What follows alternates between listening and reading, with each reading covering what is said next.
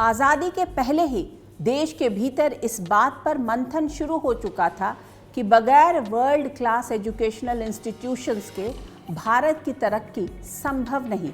वो साल 1945 का था। टाटा ग्रुप से जुड़े एक कारोबारी थे सर अर्देशिर दलाल। उनकी सोच थी कि भविष्य में भारत की तरक्की बहुत हद तक पूंजी यानी कैपिटल से ज़्यादा टेक्नोलॉजी पर निर्भर करेगी।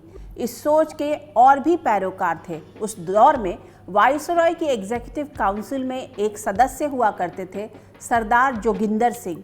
उन्होंने एक कमेटी का गठन किया जिसका मकसद था भारत में हायर टेक्निकल इंस्टीट्यूशंस की स्थापना करना। 22 सदस्यों वाली इस कमेटी के अध्यक्ष थे नलिनी रंजन सरकार। तब पश्चिम बंगाल के मुख्यमंत्री की कुर्सी पर थे प्रोफेसर डॉक्टर BC रॉय। उनके एक करीबी हुआ करते थे हुमायूं कबीर। वो शिक्षाविद, कवि, उपन्यासकार के साथ साथ राजनेता भी थे।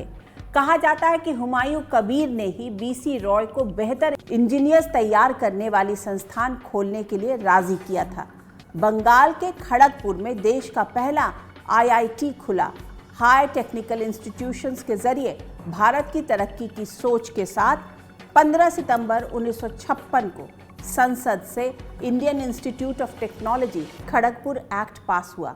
उसके बाद देश के भीतर वर्ल्ड क्लास इंजीनियर्स पैदा करने के लिए नए IITs खुलने का सिलसिला शुरू हो गया। इसी तरह एम्स और IIM खुलने के पीछे भी कई सोच एक साथ काम कर रहे थे। एम्स भारत के लिए सिर्फ एक अस्पताल नहीं, किसी गंभीर बीमारी से जूझ रहे शख्स की जिंदगी के लिए भरोसे का दूसरा नाम है।